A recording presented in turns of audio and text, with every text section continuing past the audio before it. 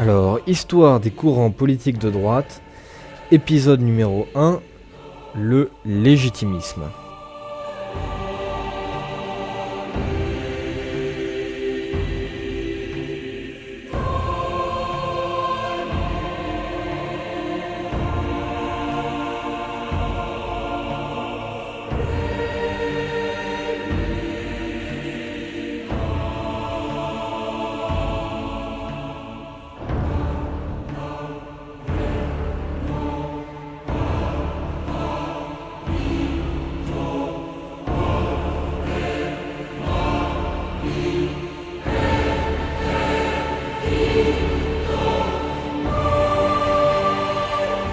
Il y a des hommes qui, croyant à la souveraineté du peuple, ont voulu faire triompher ce principe suranné de la vieille école politique. Moi, je ne crois point au droit divin, mais je ne crois pas davantage à la souveraineté du peuple. C'est ce qu'écrit Chateaubriand dans une brochure de 1831 nommée « De la Restauration et de la monarchie élective ».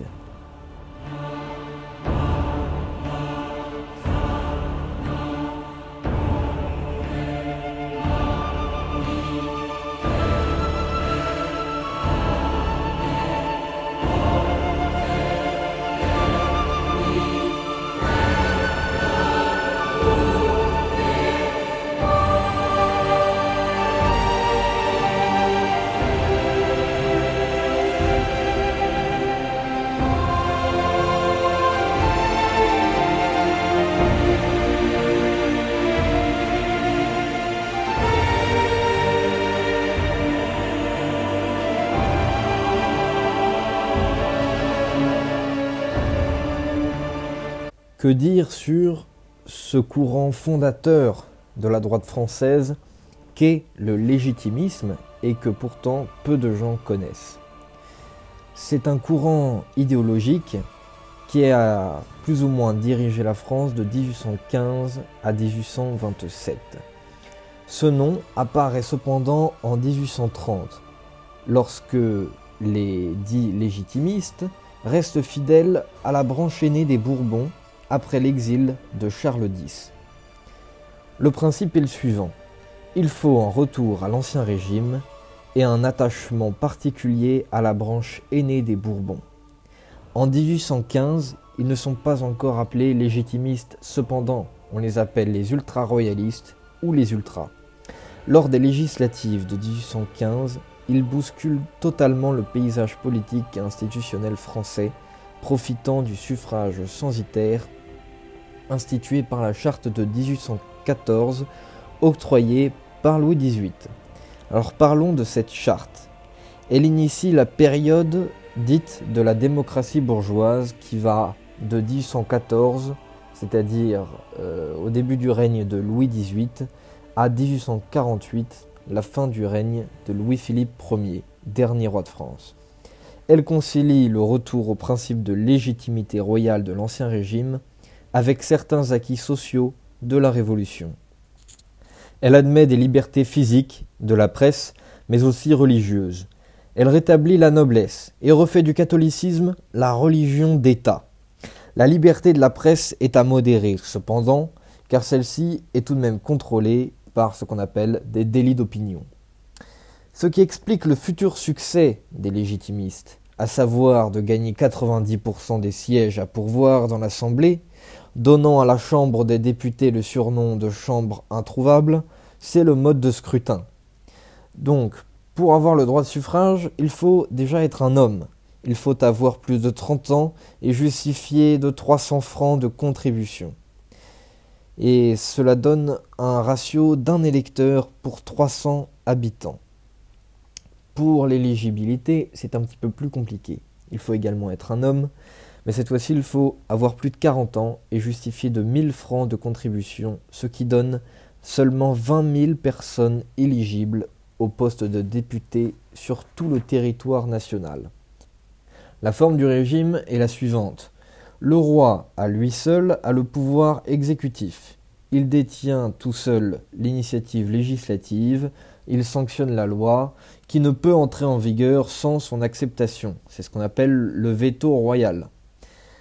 Le Parlement, lui, est composé de deux assemblées, la Chambre des Pairs, appelée la Chambre haute, l'ancêtre du Sénat, et la Chambre des députés, la Chambre basse, c'est-à-dire l'Assemblée nationale aujourd'hui.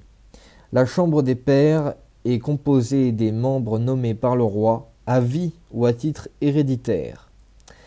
Cette chambre a les mêmes prérogatives globalement que la Chambre des députés, à l'exception des lois d'impôt qui saisissent la Chambre des députés en premier lieu.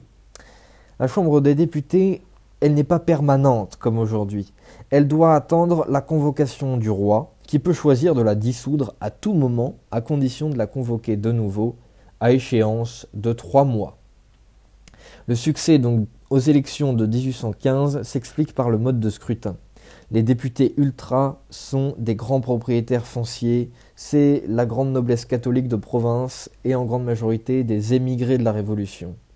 Jean-Baptiste Villèle, chef du gouvernement de 1821 à 1828, ce qu'on appelle aujourd'hui une sorte de Premier ministre, faisait partie d'ailleurs de ces émigrés de la Révolution. Les ultra-royalistes trouvaient la charte de 1814 cependant très insatisfaisante.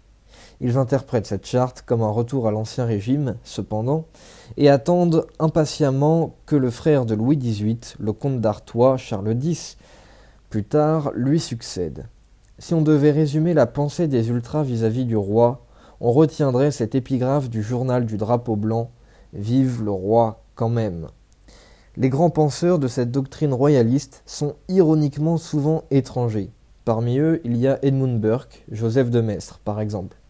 Mais sur le territoire national, il y a aussi des théoriciens comme Louis de Bonald. Ils refusent tous la révolution, c'est ce qu'on appelle aujourd'hui des contre-révolutionnaires. Pour eux, la révolution est la conséquence des Lumières ayant suscité la colère de Dieu. À cela s'ajoutait un certain romantisme. C'est une fibre mystique de ce courant. S'ils sont contre les Lumières et contre son rationalisme universaliste, ce n'est pas par une méfiance primaire, mais parce qu'il avait pour effet de tuer une France construite autour, avec les mêmes intérêts que le catholicisme depuis le baptême de Clovis. Il fallait alors renouer avec notre héritage multiséculier dans nos traditions vers le Moyen-Âge. On rejette alors le classicisme au profit de l'art gothique, ce qui explique l'engouement d'ailleurs des artistes ultras pour le romantisme du XIXe siècle. Pour les ultras, il fallait assumer que la société était inégalitaire par nature si on y incluait la liberté. Le seul modèle acceptable était donc la tendance patriarcale et héréditaire. On attribue une place importante à la France des campagnes, à sa noblesse, à son clergé, bref, à son enracinement. Il y a un rapport particulier à la famille, à la paroisse, à sa province et à son métier, qui se traduit par exemple, en 1816, par l'abolition du droit au divorce, loi dont le rapporteur public n'est autre que Louis de Bonald, autre théoricien donc de l'ultracisme, par son ouvrage « Théorie du pouvoir politique et religieux » paru en 1796. On a cité auparavant Edmund Burke. Alors lui, son travail de théoricien se résume notamment par ses réflexions sur la Révolution de France. Et pour Joseph de Maistre, le titre est assez similaire, c'est « Considérations sur la France », tout simplement. Alors donc, entrons un petit peu dans le fond de la doctrine et sur quelques considérations qui sont relativement précises et qui parlent du fond. Par rapport au modèle familial, c'est la cellule fondamentale de la société. C'est une sorte de micro-société qui fait avancer la grande. La grande société est une famille de familles pour Louis de Bonald. Elle fonctionne avec l'amour, l'autorité paternelle et le legs des valeurs. L'association, c'est la création d'une famille légale aux intérêts communs, associable au paternalisme. Elle permet d'empêcher l'isolement des individus et donc de créer un modèle égoïste et individualiste. Fait notable, les légitimistes sont pour l'élargissement du suffrage. Ils y sont favorables dès la Restauration, certains évoquent même le suffrage universel masculin. La légitimité monarchique pourrait alors venir de la consultation de la nation, faute de quoi le peuple s'est soulevé en 1792 et 1830. Après l'échec de la Restauration, davantage de voix s'élevèrent contre le suffrage universel par ailleurs. Pour la représentation et la souveraineté nationale, il y a une adéquation avec la pensée du comte de Chambord. Il faut donc reprendre le grand mouvement national de 1788. Il faut des libertés et une égalité devant la loi. Cependant, la nation doit être représentée par le roi uniquement et pas par le peuple. Les ultras sont également favorables à la décentralisation. Dans une conception qu'on jugerait aujourd'hui donc déconcentratrice, c'est-à-dire une fédération organique et communautaire, administrative et sociale, mais pas politique. En matière d'économie, les ultras sont plutôt antilibéraux, à tendance sociale chrétienne, comme François-René de la Tour du Pin. Ils se méfient en fait de la conception économiste saint-simonienne, c'est-à-dire ne voir la société que par le biais de l'économie et vouloir absolument tuer le modèle politique par l'économie de la morale et la morale de l'économie. En matière de nationalisme, le légitimisme est teinté de nationalisme, même si, attention, l'emploi du mot n'existe pas encore. Il se traduit simplement par une certaine anglophobie, par exemple, reprochant à la monarchie de Juillet d'être un satellite anglais. Certains légitimistes ont d'ailleurs prôné l'annexion de la Belgique. C'est ce qu'on pourrait appeler un nationalisme expansionniste. En matière de colonisation, ils sont plutôt hostiles à la colonisation affairiste après 1880, mais attachés à l'Algérie qui fut conquise dès Charles X, à des fins de christianisation expansionniste. Pierre-Antoine Berryer, par ailleurs, s'inquiétant de la résistance islamique causée en réalité par des arrangements avec l'État français.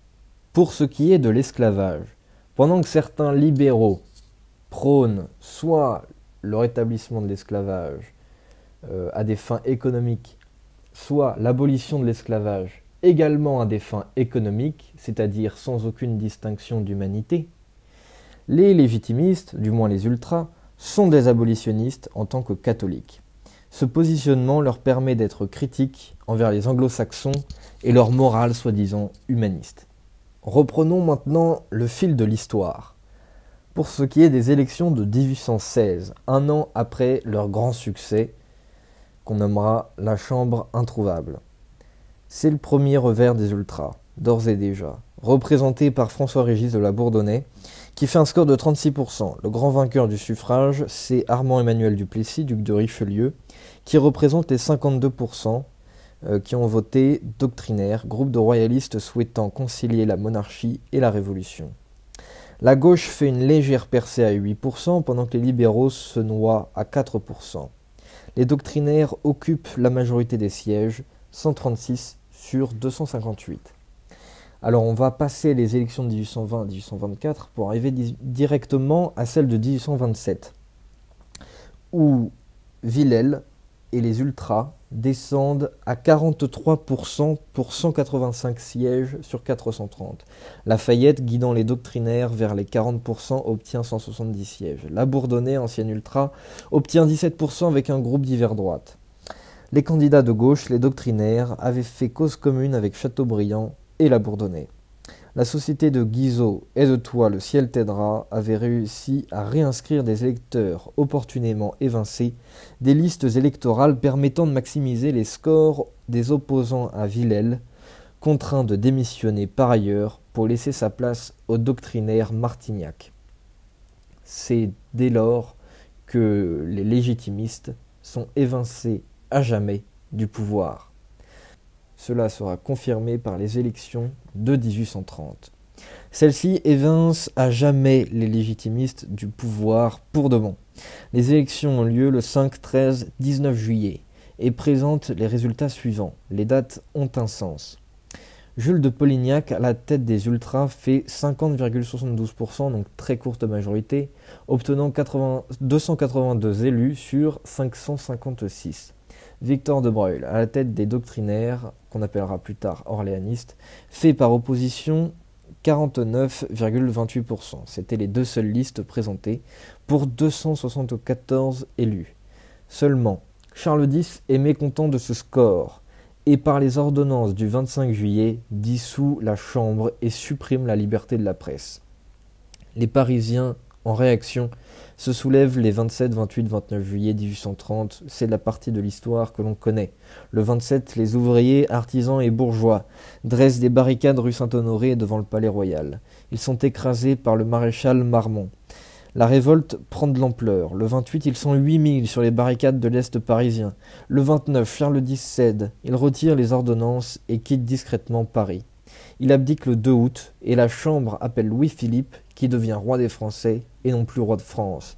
La monarchie n'est plus de droit divin. La souveraineté est maintenant nationale. La charte du 14 août 1830 n'est plus octroyée comme la précédente, mais acceptée par Louis-Philippe après son vote dans les chambres. Cette charte, par ailleurs, n'est pas très différente dans le verbe, dans les mots, par rapport à celle de 1814, mais la philosophie est complètement différente. Donc le parti après 1830 devient un parti d'opposition. Le petit-fils de Charles X, le comte de Chambord, destiné à régner sous le nom d'Henri V, devient chef du parti. Il a alors 9 ans. Il est, selon les mots de Lamartine, l'enfant du miracle, car né le 29 septembre 1820, alors que son père, le duc de Berry, avait été assassiné dans la nuit du 13 au 14 février 1820 par le bonapartiste, l'ouvrier bonapartiste Louis-Pierre Louvel. Fils unique donc, Henri d'Artois naît 7 mois et demi après la mort de son père. Sa naissance est complètement miraculeuse. Les ultras, par leur ferveur catholique, n'hésitent pas à voir en lui une certaine providence. S'ensuit donc une période d'opposition politique. En 1831, aux élections, ils font 22,7%. Ils déploient un vrai dogme, cependant, basé autrement que sur des grands principes et leur attachement au roi. Ils font le jeu des parlementaires sur les thèmes de décentralisation, des libertés, du suffrage élargi et de la défense de la religion que l'on a cités avant. La duchesse de Berry, la mère d'Henri V, tente de relancer une guerre de Vendée en 1832. Cela aboutira à une révolte chouane contre la monarchie de Juillet. La duchesse est par la suite arrêtée par la gendarmerie du ministre de l'Intérieur, Adolphe Thiers. En 1834, nouvelles élections, Lamartine fait 3,3%, mais les légitimistes réussissent à se maintenir à l'échelle locale grâce à des alliances avec d'autres élus déclarés dans les presses donc de la Gazette de France et dans la Quotidienne. S'ensuit, dans les années 1840, une crise profonde du parti, dans lequel se dessinent 5 tendances qui se marchent dessus.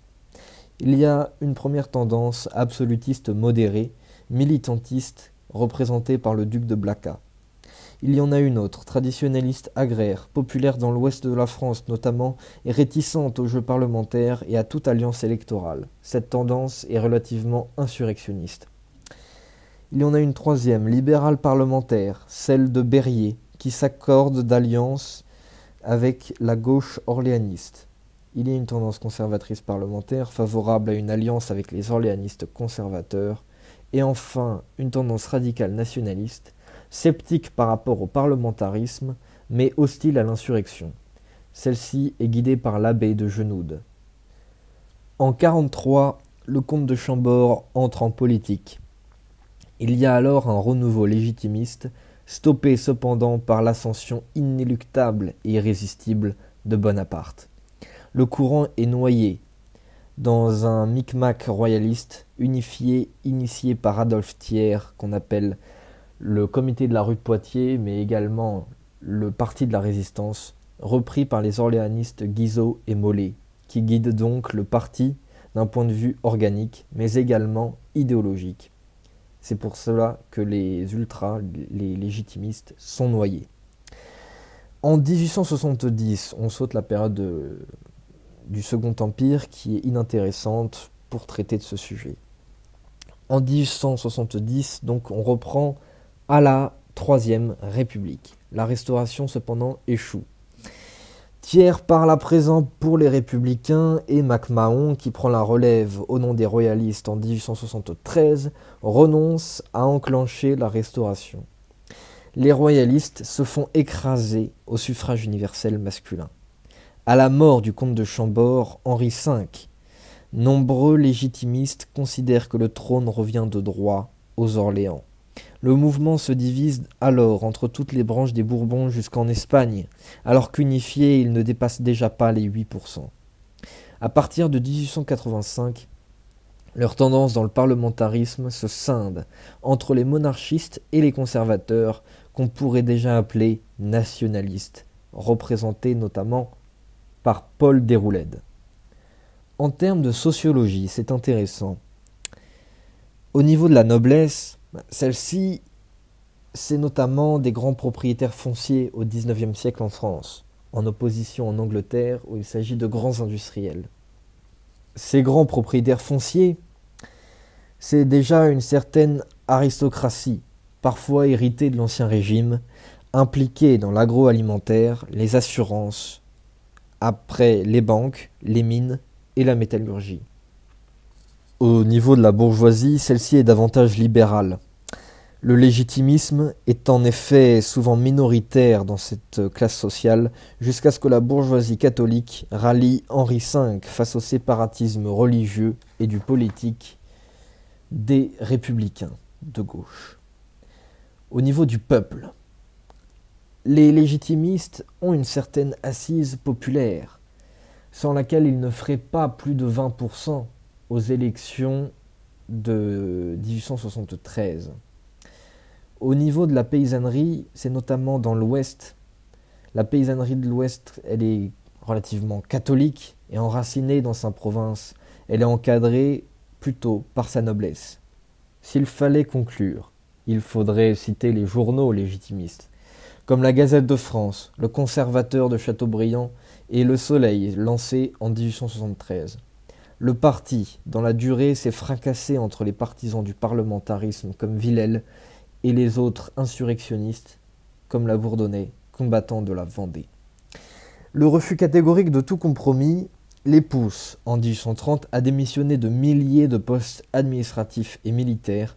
C'est ce qu'on appelle l'émigration de l'intérieur, à l'image de l'antique retraite sur l'Aventin. Cependant, cela ne les a pas empêchés de tenir certaines mairies et conseillers généraux, comme tous les vieux partis, jusqu'au XXe siècle, telles des vieilles seigneuries.